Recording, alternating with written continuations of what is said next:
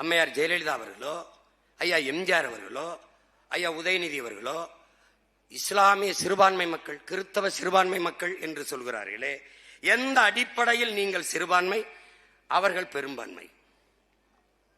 இப்ப சிறுபான்மை மக்களின் பாதுகாவலர் ஐயா ஸ்டாலின், ஐயா வேணா அப்பா ஸ்டாலின். இவர் எந்த வழியில், எந்த அடிப்படையில் இவர் சிறுபான்மை, நீங்கள் சிறுபான்மை, அவர் பெரும்பான்மை.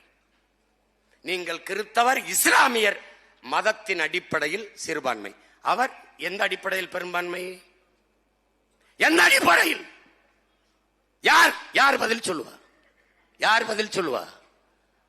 மத அடிப்படையில். மத அடிப்படையில் எந்த மதம்? இந்து. அப்போது அவர் இந்து. மதத்தின் அடிப்படையில் தான் மானுடத்தை எல்லோரும் கணக்கிடுகிறார்களா? எப்படி?